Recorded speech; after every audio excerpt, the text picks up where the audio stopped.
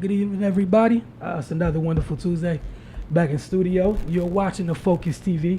We got Cardell Dudley here. We got Coach Darrell, Wilson Tarpey Jr. And it's a new week, man. A lot to talk about. NCAA tournament's finally over with. So I guess we can start with the women's side of it. Just a quick little update for anybody that, I don't know where you were, if you weren't watching this at all or, not on social media and have no idea as to what happened at all. But shout out to Notre Dame. Muffin McGraw and Company took care of business. Two huge, crazy shots that almost broke Twitter, with only a day in between. First, Notre Dame took down UConn with a dagger. Second year in a row that they lost in the semis, virtually almost the same way. They had a look at it. They didn't get it. Their opponent took care of business and finished them off.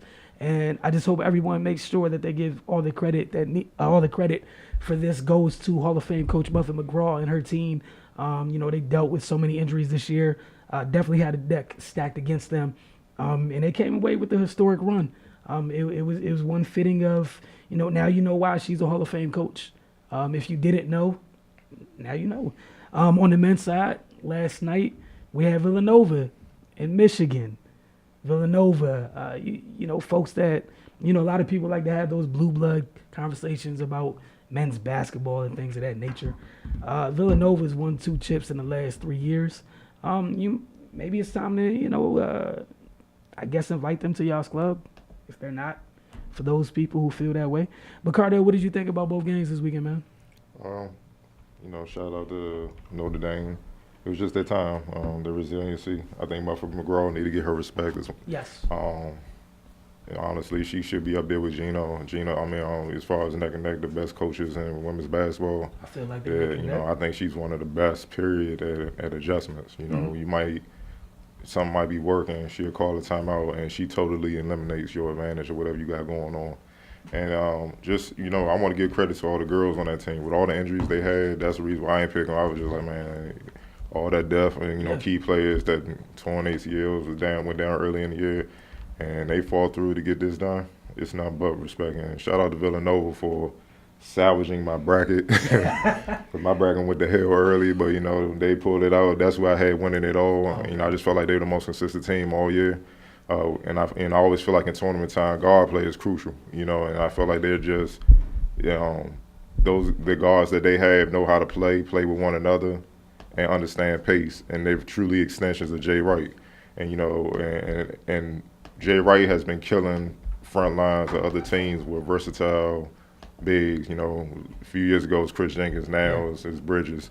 You know what I'm saying? And then just to have, the Delaware Jordan, that's what they told me when I went out there covering him back when he was in high school. That was his name.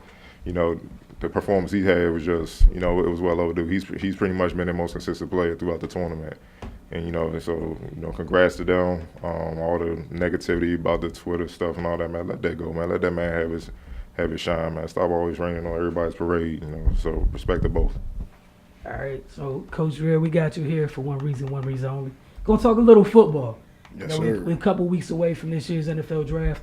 As each week approaches, we're hearing a lot of stuff on the prospect side. We had a trade go down today. The Rams continue to add players. They added Brandon Cooks today. Meanwhile, the evil empire over in New England, they got their hands on another first-round pick. Just to let that settle in right now. So they got the Niners pick, which was literally a top 3 pick in the second round at the time. So they got the 43rd overall, 23rd overall, and 31st overall as of right now. You can only imagine. It's not too hard to imagine you can package those things. If you would like to go get your hands on a quarterback, should that be the thing you want to do? We'll see. Not too sure. But we're going to talk about the local teams today. Right. We got Redskins with the hat. That's right. That's right. Right there. We got the Redskins. HTTR. And the Ravens. So I'm going to ask you just initially, we'll do the Ravens first. All right. What's the biggest draft need? When you look at the Ravens, I think the biggest thing they need playmakers. So they just signed John Brown. He's a speedster from Arizona Cardinals. And then they also just signed Michael Crabtree. They did my boy Ryan Grant dirty, signed him to that nice extension or nice contract, and then they said he failed his physical, but just so happened he passed his physical with 2 other teams. Definitely feel bad for him because he lost out on millions of dollars. I mean, that was like a 5-year, $27 million contract. So I think the biggest thing they need a playmaker is you get to the, one of the things you understand with them is they lack consistency on offense. I think they ended up getting a good running back last year. And so now, they need somebody on the outside that's going to make plays. Crabtree is just a possession receiver. That is what he is. He'll make big catches for you, but he's not going to do anything great. So two people that come to mind, one is DJ Moore. You're starting to see more and more about DJ Moore. He's starting to fly up the draft boards. DJ Moore is a product out of University of Maryland. Ran a 4.42 at the combine. Jumped a crazy vertical. And so, he went from a second-round draft pick right now to some have even going as high. I've seen as high as 13 to the Redskins. But I don't think that's going to happen. But he is a guy that's really excelling up the draft board. And then you also have Calvin Ridley as well. So Calvin Ridley is another one. So I think those are their two options that they're going to choose from.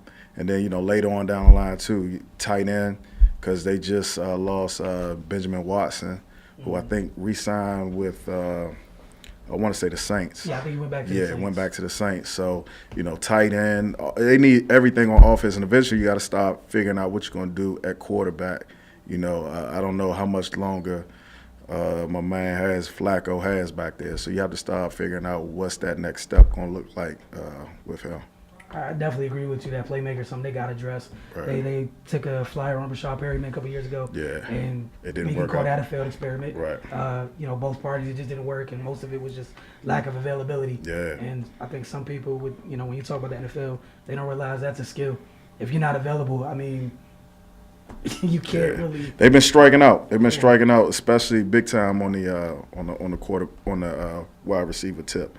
I mean, Anquan Bolden has really been the last. The best one they've had, and I mean he's been gone for a while. So they tried. I think they had Mike Wallace. They tried him and so forth and so on. It hasn't worked. All right, I'm a big DJ Moore fan. I also love Calvin Ridley. So you mentioned both of those guys. I think Baltimore would be lucky to have either of them. Do you have a preference in that case for Baltimore? For Baltimore, it's hard. Like I just recently, last week, I spoke to a scout last week, and he told me that DJ Moore is one of the hardest working guys he has ever seen. Mm-hmm. Obviously, he had a lot of production, but you saw a little bit more from Ridley. But granted, he played at Alabama, and we all know about Maryland's quarterback situation. They went through, 5 quarterbacks last year. They always had issues, keeping their quarterback healthy. If they, were able to do that, then maybe you'd have seen a little bit more out of DJ Moore. As of today, as I stand today, I would say Calvin Ridley, but it's subject to change in 30 minutes. I mean, DJ Moore, man, from his workout and, seeing the kid and knowing people that play with him. One of the last kids that I coached at Friendly High School is actually a senior on this team now. He plays DB. Mm-hmm. And he says, man, DJ Moore is the real deal. So, and I take his word. There's nothing better than hearing something from the source. Somebody was on the field with yes, him. Right? Sir. And just another thing for folks, just a cautionary tale when you think about, Maryland playmakers. You highlighted the quarterback situation. Don't remember too many years back. Stephon Diggs, we're not too far removed from Stephon Diggs sliding down the 5th round for absolutely no reason at all. As one of the NFL's premier receiver. Yeah, he didn't get a chance to show that on the field in college, but just keep in mind when you watching tape, some people watching YouTube highlights or whatnot, that it's not always, it's not always on the kid. They can't coach themselves. They can't scheme themselves open.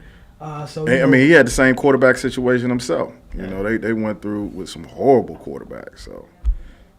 Yeah, and even the way he was utilized, like I know he's your best playmaker, he can do far more than just catch bubble screens and slants. So just keep that in mind. And sometimes that's what happens in the draft. People get enamored with what they see and not think about what someone can actually do. Exactly.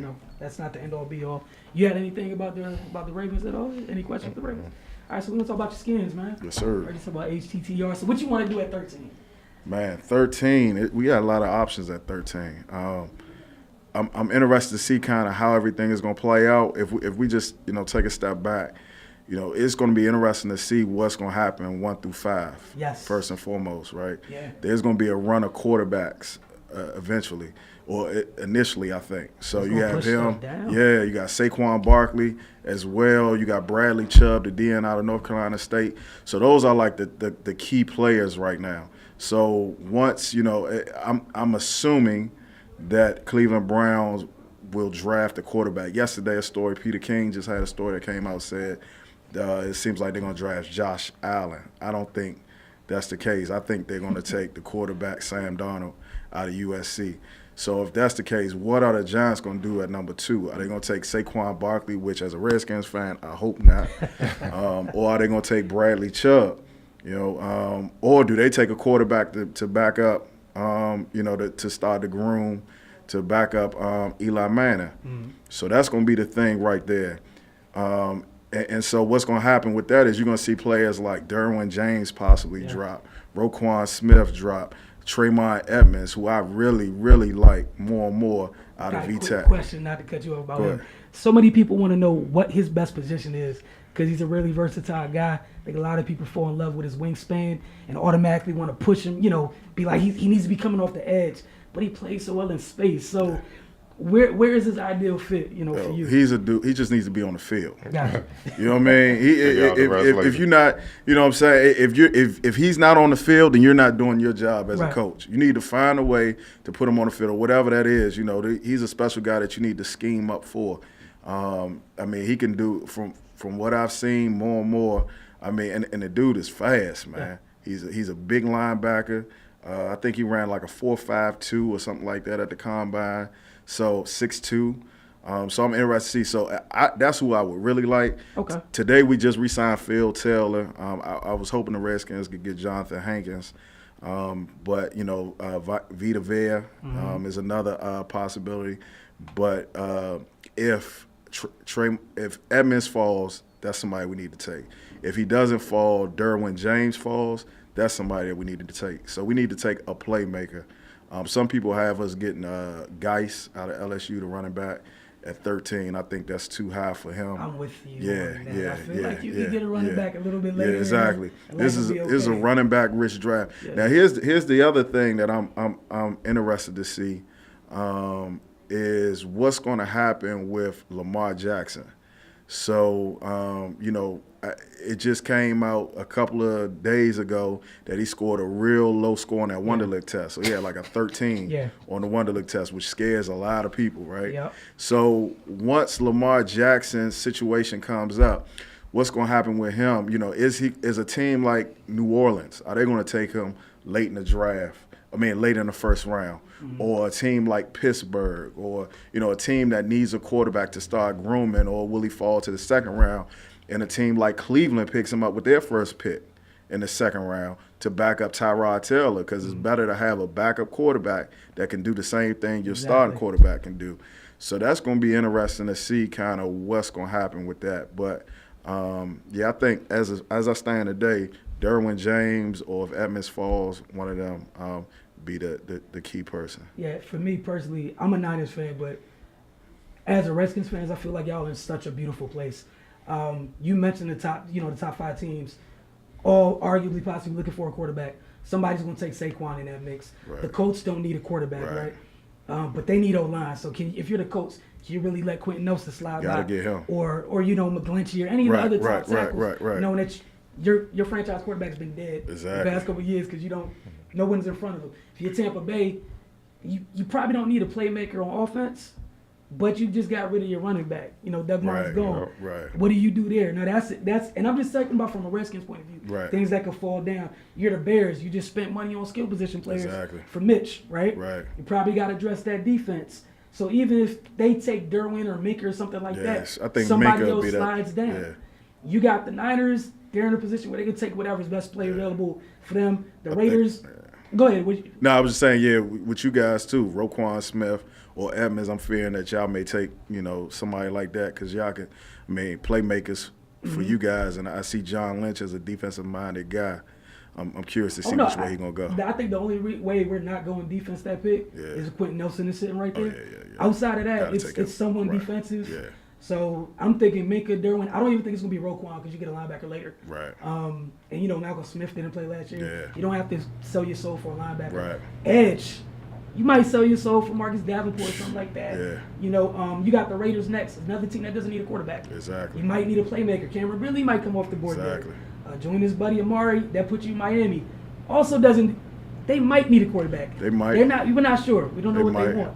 Now this is in hopes that Baker Mayfield and all them off the board. Who knows? Who knows their situation? Ryan Tannehill. I don't know what they're gonna do. And you got another team in the same position. Buffalo has AJ McCarron. Yeah. Penciled in right now as their starting quarterback on purpose.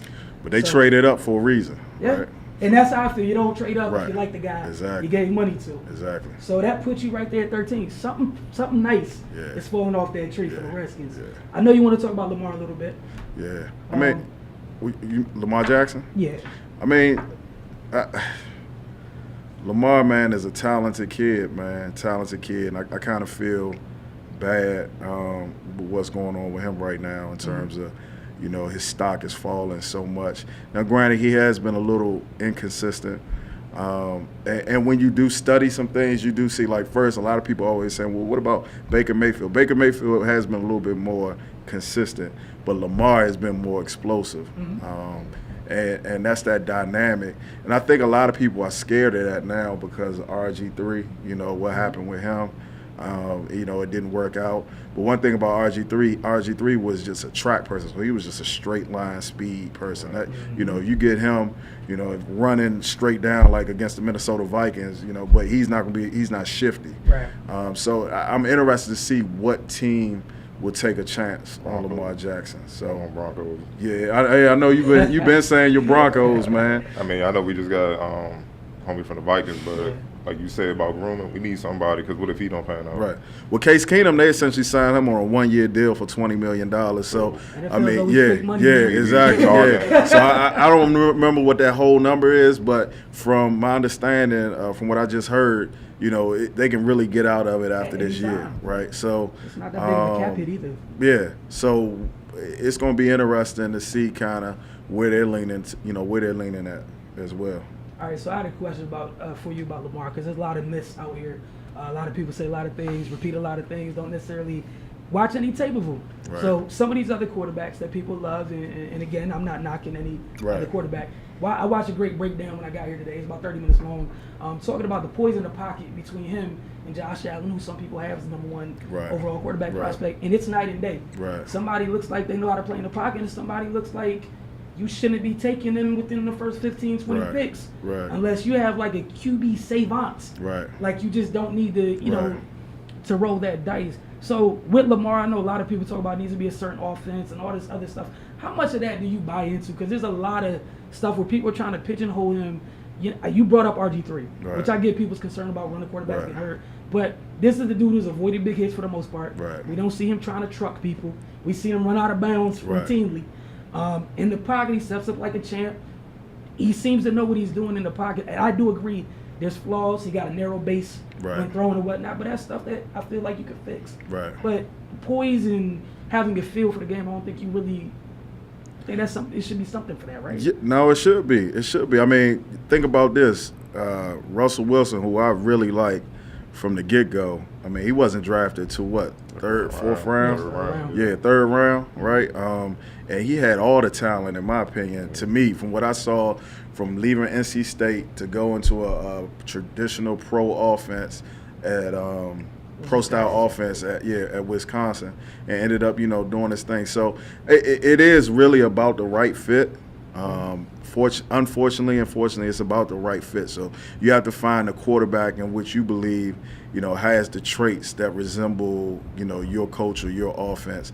And one thing about offensive coordinators, especially in NFL, even in college, man, they are really strict on their offense. Like this, I'm not going to adapt.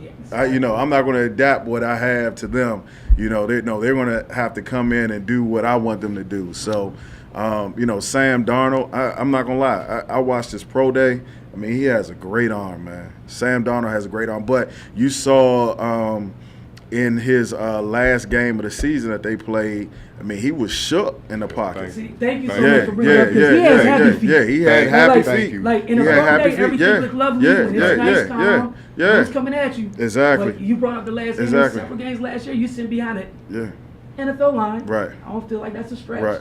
And you're just moving at every little bit of pressure up there. Right. And let me add one thing, because I actually did a research between Lamar Jackson and all the other quarterbacks, and one thing I saw that shocked me, that he had the worst receiving group out of all the top quarterbacks. Like, his receiving group dropped 12% of his attempts compared to Sam Darnold. His receiving group only dropped 6%. And people talk about his completion percentage. I'm like, man, maybe if they caught the ball a little bit more, it looked better. So that's why I feel like it's a little bit lazy, because it seems like every time a talented black quarterback come out in the draft, it's the same narrative, man. He can't throw. Oh, he should switch positions. And that's why it irks me. And like you said, they bring up RG3. Well, bring up the quarterbacks that's having success, like Cam. Cam's special, he's bigger and all that, but Russell Wilson, or the Deshaun Watson, who we sat right here in the studio like, why isn't he the top pick? Exactly. And then he just came in and showed you why. Right? Yeah, exactly. So why can't he do that? Because he can run? I mean, this is the thing that bothers me the most is I get that he's an exciting athlete, right? I really do. But before you look at that part, he does the quarterback stuff pretty good. And again, like, I know you got to fix his base, but outside of that, like. What player that ever comes out in the draft is a finished product? Everybody needs improvement. I mean, here's some and then I look at it, and then all these analytics. Sometimes you just gotta look at the prospect, and the bottom line is, did they get it done? And he torched better teams in a better league than, like, say, a Josh Allen, Wyoming, or, what I'm saying, a Rosen. I know the Pac-12 is strong, but you get what I'm saying, like. He routinely torched them with that receiving core, and he had to be at the top of everybody's scouting report in college. It's no question. Did you see his pro day? They dropped passes on this man's pro day. I know, I saw it. Like, that's when I turned it on. I got frustrated. I almost flipped it. I was like, I tweeted through it, but I was just like, on this pro day, like, that let you know what the year was for that man. But like, even with him, you talk about the drops. It was similar to Rosen too. Like, Lamar's receivers had the highest drop rate. Rosen had the second highest. Josh Allen's had the lowest. Right. So when you're talking about analytics and numbers and everything, I need people to just speak with the correct context. Well, I think too, what you're indiscreetly or discreetly hearing is I think people are concerned about his way of thinking through the game. Yeah. Just to be straight up honest, I think that's what coaches are concerned about, especially with this Wonderlic score coming out. Now, granted, Wonderlic scores leak out all the time, right, every year. But to hear that he had a 13, and coaches now I'm pretty sure that's what they're concerned about, because a lot of these NFL offenses are very, very, very complicated. But Bobby Petrino was his head coach. He did coach in the NFL. I will say, and I think Josh Allen, man, he can fling it, man. But I think Lamar Jackson can fling it. But when you look at Josh Allen has, he has the prototypical height, Sam Darnold as well, and Josh Allen has a crazy arm. And so that's why people love him. I'm with you. That's why people love him. And I love that you brought up the Wonderlic score, because there's been past Hall of Fame quarterbacks with trash Wonderlic scores. Oh, yeah. They just weren't released. Dan Marino had a whole. Terry Bradshaw on everybody's TV every week. I'm going to tell y'all, that man definitely scored. Salad for going on? Like, how does that translate to the play? Come on, man. Yeah. Like, my biggest thing is you pull up the tape, the kid processes the game well. Right. Otherwise, you're not going to be a good thrower in between the hashes. Right. You can't be. It doesn't equate. So, again, I appreciate you coming to it. I just want to talk to somebody who knows football. Oh, yeah. Because I just want to make sure we're not crazy. Oh, yeah. I just want to make sure. I know I don't know as much as you know, or someone else who's been around the game the entire life. So, that's why I just want to bounce it off you, Coach. Cool, man. I appreciate it, man. It's going to be interesting. I'm interested to see what's going to happen in the second round with a couple of the players, running backs. Yes. Sony Michel. I'm hoping we can pick him up second round, but he may not make it to the second round. You got Penny out of San Diego State. I love him too. Yeah, and then I'm also interested to see Shaquem Griffin. What's going to happen with him? I was just looking up something today, and they had him going 5th or 6th round. But obviously, the way he performed, man, he shouldn't go 5th or 6th round. Now, granted, he does have a limitation, and that, it is real. Yeah. You know what I mean? But you're right, you can't be hard. Can't be hard. He should be on somebody's team. All I know is when he wrap up, you going down. That's spread offenses and everybody in the league got everybody spread out. Dude, run a 4-3. 4-3. If you gonna put that in the middle of your 4-3. field, again, I'm not the smartest. I'm just saying. Right. He gonna get in the way of something. Yeah. Okay. Special teams as well. It could be a demon on special teams. He been one that I saw the clip when he was in high school, figuring out different ways to left and stuff. Where he even won't hurt it. Come on, man. He been hungry from day one. I'm like, all right. Can't beat that. So you got that, and then also too, it's a couple of Darius Leonard is a player out of South Carolina State, linebacker. I think he's projected to go second or third round, so keep an eye out on him as well. Okay. And we have a local running back out. Well, he's from California, but he went to Howard University. He's coming out too, Anthony Filia. He's a dog. He's a straight dog. So I hope he gets a shot as well. So it'll be interesting to see how that plays out. All right, well, Coach Dreher, thank you so much for coming through, man. We appreciate it. No problem, man. Try to no problem. have you back again before we this NFL draft, or at least after it. Yeah, I come through after. We can talk about it. Definitely have some fun. Talk about this with you all day long, yes, man. Sir. Thank you so much for coming through. I appreciate it, man. I appreciate thank it. you guys for tuning in thus far. We just completed our first segment on the Focus. We got plenty more to go. We're gonna take a quick break. Just a reminder, you're watching the Focus TV.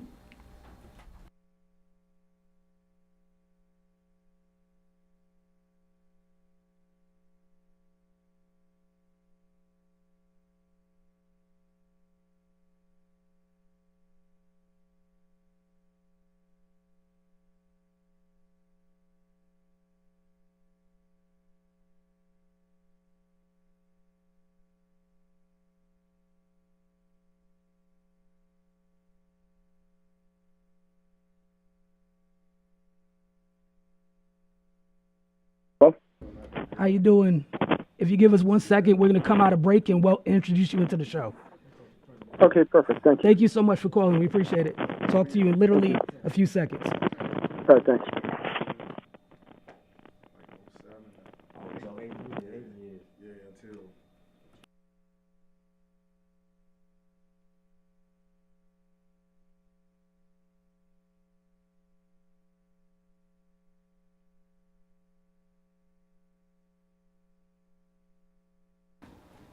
I'd like to welcome everybody back to the Focus.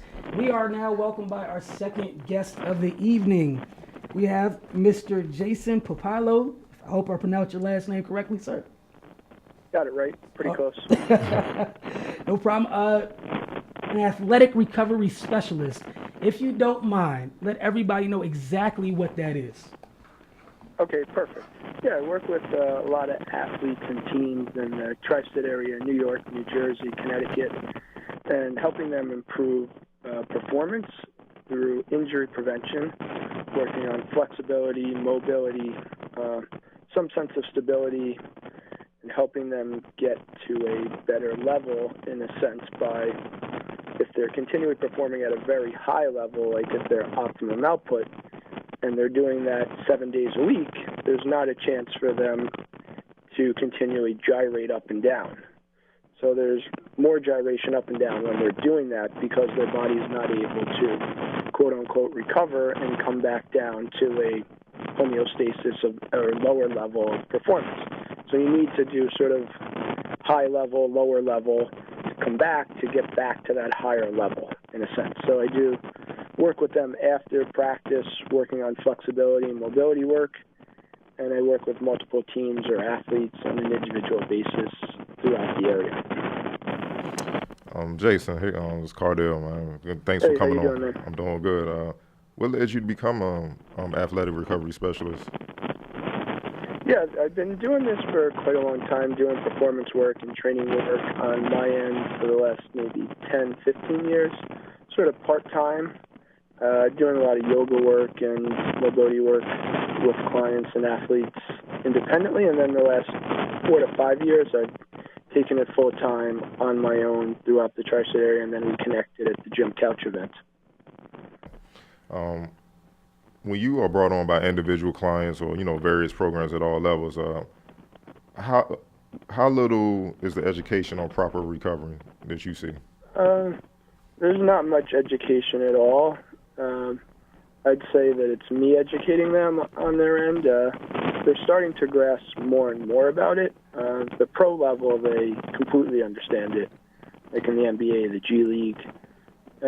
College, they grasp it in some sense. It depends on the program or who the strength coach is or who the coaching staff is, how in tune they are with those levels. But on the high school level or the grassroots level, there's not much education at all. And then it's me supplying them information that hopefully will take them from good to great to the next level. One thing I've seen, when a lot of guys that played on the circuits like Nike, Adidas, Under Armour circuit, by the time they get to the NBA, let's say they're one and done, it's a term being thrown around now where they say they have AAU bodies where they kind of got the wear and tear of a 5-year vet, in the NBA or whatnot. And that's why you see a lot of one and dones, they come in, they get injured right away, and they have to take a long time off. Do you think that's, specifically tied to not properly recovering, regimen when they're younger at the grassroots level? I think it's multiple things. That's definitely one of them. I mean, now with AAU and the way everything's structured, at the high school level, you could play 75 to 100 games now. Right. At that elite level, you could play anywhere from 20 to 40 with your high school team, and another maybe 30 or 40 on your AAU team. And then all the rec stuff and all the preseason stuff, you could be up to 100 games. So that's just a lot of wear and tear on the body at such a young age. Of just continually playing and not doing the correct performance work or the recovery work on their end. So it becomes a numbers game. So when maybe 10, 20 years ago they were playing less, they were probably doing less performance and recovery work also, but the less playing didn't add a toll to their body. Right. Whereas now, the more number of playing, like you're right, that's a pretty good stat where they say when you come into the NBA now, a 19 or 20-year-old guy comes in at like the age of 26, 27. So they say their body's broken down. And then they go from college, which plays maybe 30 games, right, to the NBA, which is now 80 games, right? 80. So their body can't really adjust to that overnight. The G League is 50-something, and it's still a challenge to have those 20 games. But then you're adding 50 on. It takes a toll on them over time. Okay. What is a typical program for athletes once you start working with them? I typically like to work an athlete roughly once or twice a week. More would be better, but based on their specific needs, we'd set it up where we do an assessment where I would do a functional movement screen to assess their movement quality or their movement proficiency, taking notes based on their different movement patterns based on the assessment, and then building out a specific program based on their strengths and weaknesses. So I would do a lot of, if there was issue A, I would do potentially more mobility. If they were good stability-wise, I would do more flexibility, and vice versa. It depends on each individual client. With the team, it's a lot more generic and larger scale, focusing more on hips, ankle stability, mobility, keeping them protected, and then seeing as I'm working through each individual team member where we can assess and what the larger group needs, because the group needs would be different from an individual needs. Right. Right. How much improvement is made in the performance of a player, once they, kind of get done with your program? I'd say it's a big improvement because, one, they feel like they're freer, they can move better. Hopefully, in the end result, in a perfect world, they're performing better at a higher level. Right. But if I can keep them available to the coach or to the being on the court, that's the biggest benefit to them without having to go through the season where they're sitting for a week or playing at 60% because their ankle hurts or playing at 80% and not staying 100% healthy. Because if you're getting these gyrations or the body's not physically ready to play, then they can't get to their optimal potential. So I think that's the biggest thing, is almost the injury prevention. And then from there, like you said, improving performance to get to that next level and just feeling like you can move better. So creating that body awareness, creating that sense of adaptability, because basketball is a very mobile sport. It's almost a sport that's played on balance and off balance. Right, exactly. One thing I saw just checking out your work is you also focus on the mental and mindfulness aspect, the training. You have training for that. Can you break down what those portions of the program bring and how that elevates athletes overall? Yes. There's many elements to it. I mean, try to focus on the breathing and the element of mindfulness where it's being present, which is a hard challenge, not just for an athlete, but for any average person, and being in the moment. Because the only moment you have in reality is the moment that we're having now. We're having this conversation. We have this moment. So for a basketball athlete, there's a lot of stimulation throughout the game, where there's a play and the ball goes out of bounds, or they make a bad pass, or they miss a foul shot, or a coach is yelling in the huddle. And a lot of times, the average human has about an attention span of 7 to 8 seconds. So the best tool they can use is to actually be aware that they're breathing, where they're inhaling and exhaling. And I teach them a few different techniques where we'll start a practice working together, where go over some breathing work where they're breathing into their chest, they're breathing into their rib cage, or breathing into their stomach. And then I give them tools where there's a lot of stop and go throughout a basketball game. Yes, it's 48 minutes or whatever the extent of the game is, or 2 halves, but there's a lot of stop and go where they can pause for a moment and refocus on the now, because once anything gets distracted away from that, they're less mindful and they're not actually focused on the game. They're focused somewhere else. Man, that's incredible, man. Yeah, I love that part about it. You work with, athletes from Nike, USA Basketball, the top grassroots, circuits. Obviously, I met you at the Gym Couch Training Showcase up in New York, and you work with Seton Hall, University of Hartford men's basketball programs, just to, name some college programs. Why isn't there more emphasis on recovery programs like it is skill development and, conditioning and performance aspect of training? I think it's just less sexy, for one thing.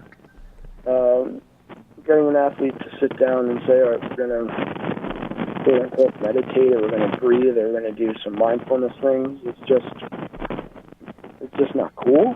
It's just maybe not accepted as much. Mm-hmm. They'd rather be on the court. It doesn't involve a basketball, so there's less stimulation for them. And even for the average person to sit still and say, okay, we're going to do this stretching session, or we're going to do some mobility work, it's like, why do I have to do that? Yeah. They feel like they're, not saying they're bigger than that, but when they get to the next level and their body starts breaking down, then they start saying, I need to do this. And they start seeing the benefits. Right. But until they're brought into it, they don't really see the benefit. I think it could be an awareness thing. It could just be their condition that from when they're young, they've had a basketball and they work with a skills trainer. And it's not the first thing to focus. And just creating the awareness for them that there is a benefit to doing it, whether we're creating a 1% benefit or a 10% benefit. It's hard to prove did an athlete perform at this level based on X, Y, Z. All right, Jason, I had a question for you. Cardell took some of my other ones. But I definitely looking over your website, one thing that really jumped out to me, aside from the mental training, I love that, by the way, sport-specific yoga. We've seen over the years, as of late, all across different sports, how yoga is becoming more of a regimen for athletes. Yep. Yours is sport-specific. Can you elaborate on how it differs from the traditional yoga or hot yoga they might be doing, and why it's so much more important for them? Yes, completely understood. Yeah, that makes complete sense, because if you think of it, when you go to a sort of a fitness class or a yoga studio, they're moving at a pretty quick pace, and the quote-unquote term that they use in the studios is sort of vinyasa, where they're moving through these poses rather fast. Their heart rate's pretty elevated, and they're aware they're breathing, but they're just moving a lot faster, and they're moving through moderate to more advanced sort of poses in a sense, depending on what level of class you're doing. I try to slow it down for them because they're already doing that high performance training with their strength coach, their performance coach, their person on the court, their trainer.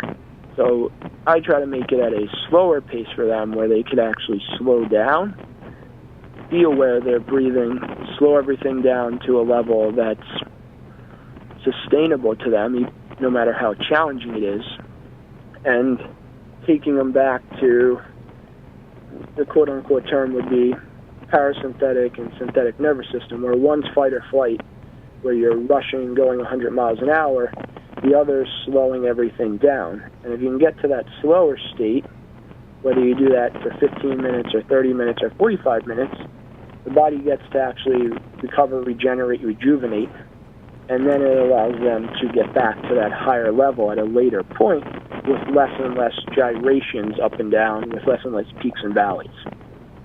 Okay. I guess my last question for you with your program, and again, by the way, definitely enjoyed reading about each and every part of it. Is the mental training the most challenging part for your clients on average?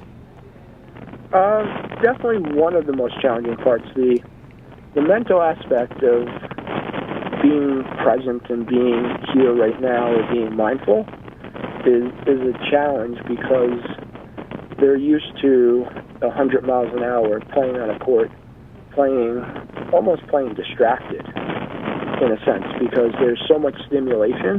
Mm-hmm. How do you, quote unquote, slow that down just a little bit so they could be aware of the here and now?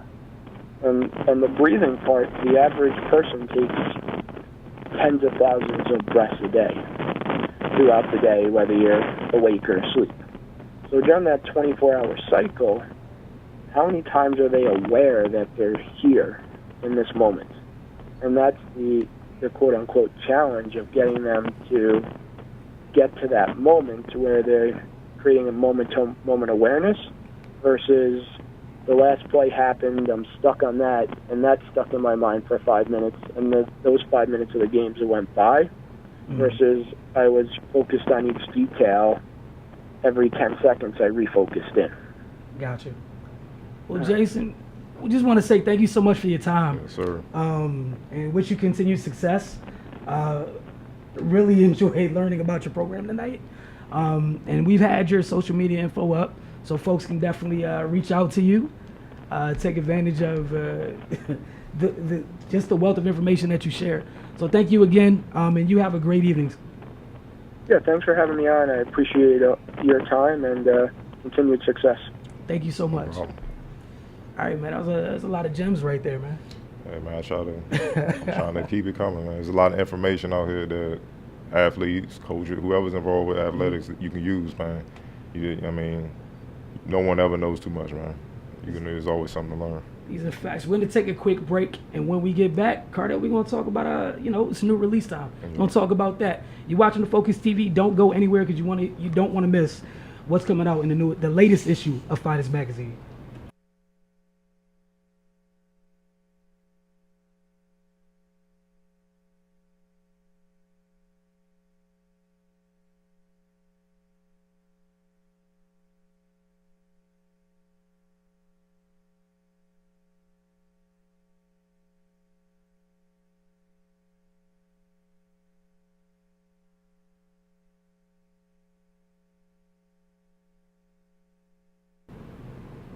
Welcome back to the Focus. It's a nice little weekend. AAU season is upon us, man. So the events are popping up, and I just got word from friends at DMV Elite. This Saturday they're having their annual live period warm-up event, which is going to be held at Bowie City Gym and Holy Trinity, not too far from Bowie City. And it's being held it's starting at 9 a.m. Saturday and Sunday, and it will feature teams from ages 14 and under all the way up to the 17 and under, from teams from not just locally, but all up and down around the country, specifically the East Coast.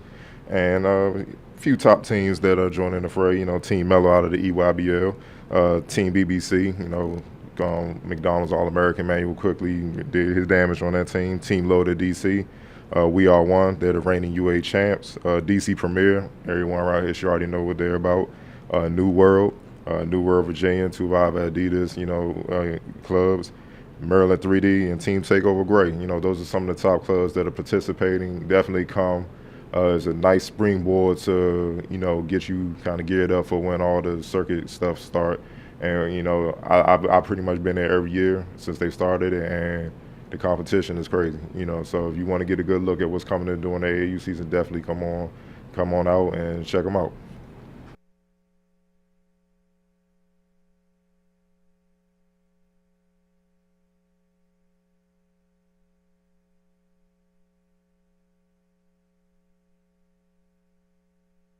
Okay. All right, everybody, welcome back to the Focus TV. We're about to close out, but before we do, I wish we had a drum roll or something to go on, but you know what time it is. You're going to be modest and humble about it, but hey, look, it's a new issue.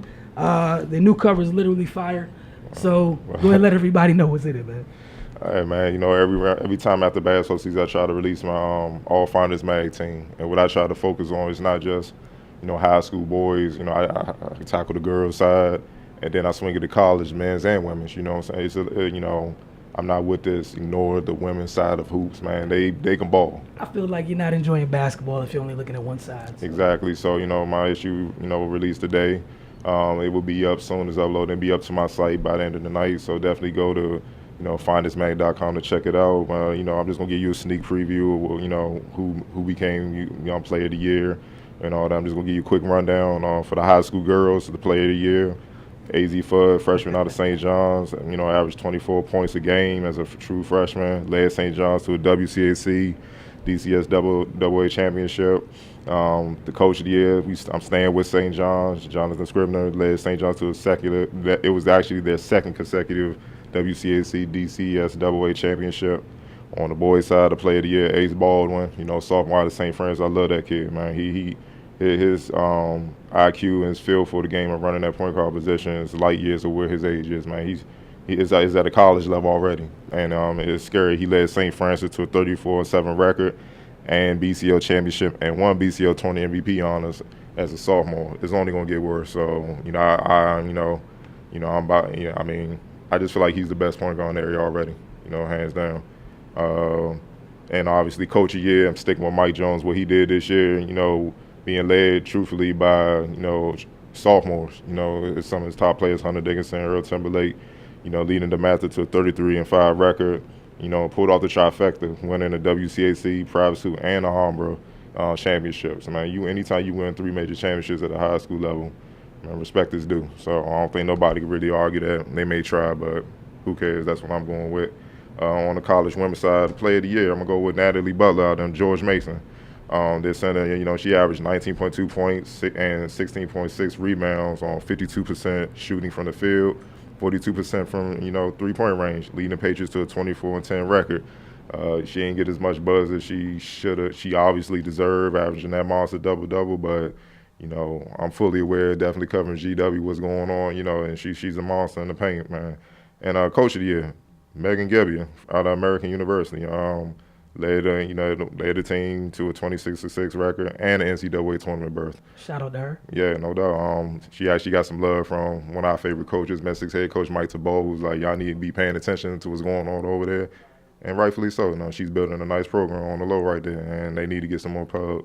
And on the college men's side, player of the year, we just going to stick to UMBC. Jarvis Lyles, led UMBC to the American East Championship, buzzer beater that was heard around the area. And ESPN once they got on it, and to led them to the NCAA tournament, where averages of 20.2 points, 5.5 rebounds, and 3.5 assists per game. And coach of the year, I'm still sticking with UMBC. Head coach Ryan Odom led the Retrievers to a 25-11 overall record, American East Championship, and the NCAA tournament. I feel like those credentials for each of those people that won, Right. I feel like they speak for themselves. I have no doubt, issue with man. it. Again, if someone does find issue with it, it is what it is. But that means that what that does mean is that you did check out the latest issue of Finest Mag. So, hey, we appreciate it. Also, make sure you get over to the website. Get over to findthismag.com. Get over to mymonosports.com for more Focus TV coverage there as well. So before we leave, we'd be remiss if we don't talk about the Wizards just a little bit. Right. So in the last week, I will let you know what happened. You can also get to our website to check this out. John Wall did return. Right. The Wizards did win in his return. John Wall didn't play in the game after his return. The Wizards did not win in that game. John Wall does play in the game tonight. The Wizards are currently in Houston taking on the Rockets. And they're currently losing 52-36 with 5:17 left in half. I'm not truly surprised by that with the firepower, but it's a long way to go. They can try to, get back up on it, try to catch up. I see Brad Bill's doing a little something, 9 points, trying to steady it. John Wall's getting his field back, he's 4 points, 5 assists, but Houston's a monster, man. You see Harden doing what he do, but here's the thing I love about John Wall that I feel is much needed right now. Chris Paul's scoreless. You don't say.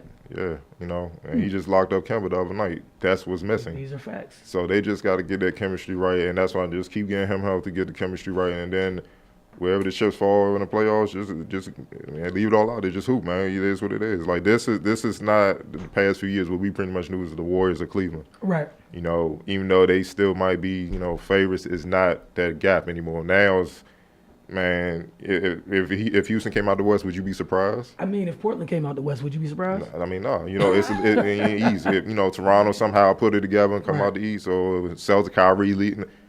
You can't be surprised. Philly, them young boys just grow up quicker than everybody. We can't even rule that out. And they're the most dangerous team to me because that's the us, sir. I mean, that's right?